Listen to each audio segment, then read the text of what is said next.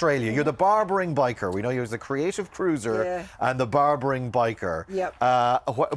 Barbering and biking, you wouldn't immediately think they go together. You wouldn't, but you know, after COVID, when I lost all my business, I picked up the tools again. I'm an old hairdresser, did some work in aged care, and I thought, I'm still really good at this. Yeah. How can I join up my skills with my love of adventure and motorbike riding? So the Barbering Biker was born. And you got back on the bike again.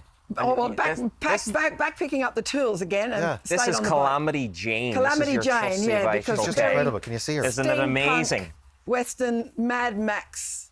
Yeah. That's the bike. It's the most interesting bike I've ever seen. Where does your love of biking come from? Well, I started 40 years ago. My husband had a bike, my then husband, and I hated being the pillion. I just didn't like, and he says, well, get your own bloody licence then. And I did, and I haven't stopped since. I stopped to have babies, but then I got back on. Back on the bike? Yeah. You've been barbering. Now listen, I left this a bit late today. Eric needs and a trim. I'm gonna nominate myself as tribute. Now, what I'm hoping is this isn't past victims on your bike here. Well, I do have a few victims on the bike. But let's get you in the chair. Okay, I'm gonna have a sit down, have a little So trim. Eric is going to get his hair done. Okay. He needs a bit of a tidy up. Well, it's not a lot, but just a little bit. So just a little bit, yeah. I'm just sort of wetting We're going right down in. a bit. Okay. Just wetting it. This is like a hazing the new guy. I have to get my hair cut live on television. So while we're hazing the new guy, Chris, tell us, you're going around you're doing the whole world. Yeah, yes. Cutting hair. Well, that's my plan. I've done America. Did that last year, and this year I've got 2 months. I still have obligations back home, like my parents and grandchildren and things like that. So I do need to get home occasionally. But I've taken 2 months off to do Europe. Yeah. And weave my magic, because I also do portraits and all sorts of artsy stuff. I'm an artsy person. So when you're traveling, I can't imagine your bike hopping on a flight with you. So how does that work? No, the bike gets shipped over. Okay. So it took 6 weeks to get here. It can take up to 2 months. It all depends if there's wars and cyber attacks and port strikes. But she got here very quickly, and I flew in a few days later and picked her up, and away we went. Right. What kind of reaction are you getting from people? I know there's a vibrant biking community in pockets all around the world. Are you connecting with them as you travel? Look, pretty much. I'm pretty sort of reasonably well known in that community. But what I like is the attention it draws.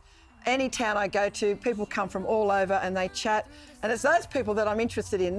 I talk to the biking community all the time, but it's those guys that I find interesting, and I find really good stories and spread a bit of joy and fun. And I've got every bit on that bike's got a story, and if it hasn't, I'll make one up. Do you just pick up pieces as you go along? Because it looks like there's an awful lot of work involved in, I suppose, filling her out. Like she tells her own story. Yeah, doesn't she? I do. I'm a mad junkyard dog. I go to junkyards and vintage shops, and I find bits and pieces. I'm not a leather tooler, but I repurpose leather. Okay. So I find old handbags, belts, and wrap up put them somewhere, turn them into something different, and the biking community is one thing, but I mean the hairdressing community is something totally different. Now, a haircut for a man is a sacred thing. Like cheating on your barber is an actual thing. Do you know what I mean? So thank goodness no one's going to see this.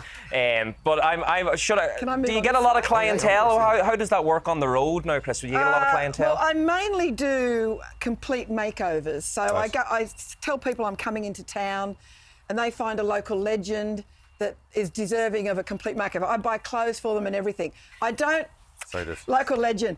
I don't set up and trim all day, because it's not my job to take business from the local businesses. Okay. So I just go in really to do a complete makeover, and then I go and introduce myself to the local barber and say, here's your next customer, you got to look after him from here on in. Okay. So, yeah. So what's the most drastic makeover you've done, would you say? Oh my God, I get those guys with the big bushy beards and wild hair, and their wives usually put them forward. Okay.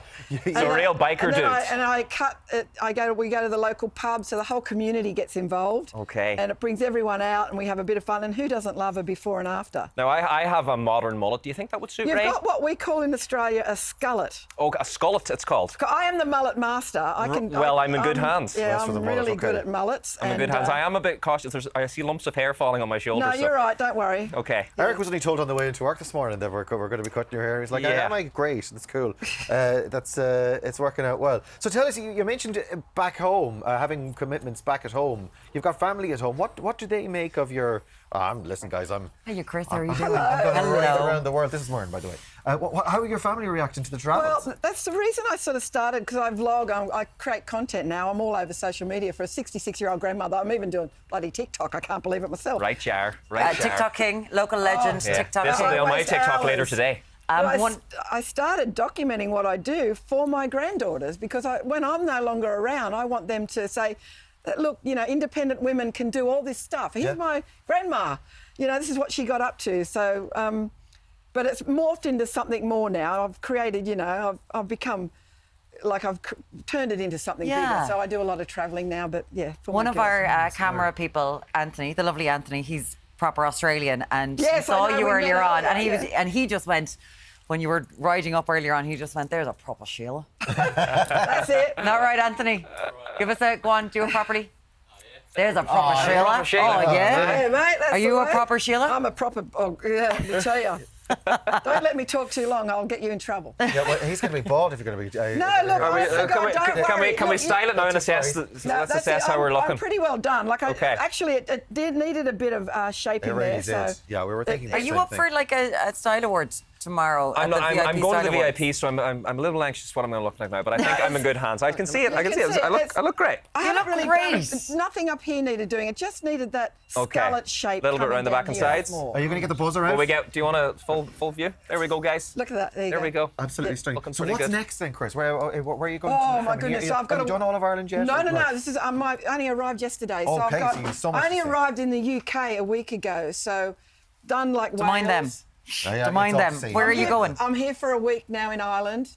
Pop up there, then I'll jump back over to the UK, do the Lakes District and the lovely. the Dales. And then I'm doing Scotland. Then I jump over to Rotterdam and do Germany, Belgium, not in that order, Austria, Switzerland, Italy, the Czech Republic. Because I'm here.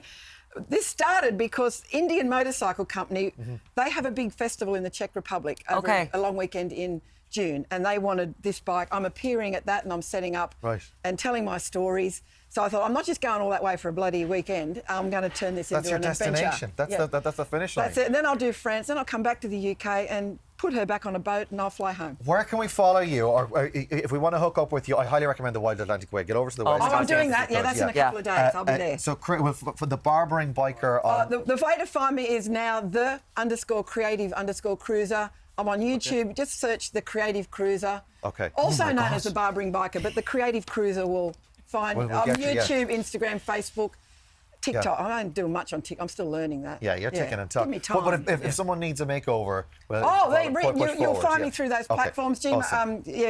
My email. You can find anyone these days. Yeah, I know. You can't get away with nothing. Exactly. Well, we're looking forward to finding Eric's more just of looking you. at it. I didn't realise how much we took off He's there. given his genetic come code on. to Ireland AM this morning. Goodness. Thank you so much, Chris. Thanks so much. And good luck in the travels. And Jane as well, Calamity Jane. Thanks for Calamity joining us. Jane.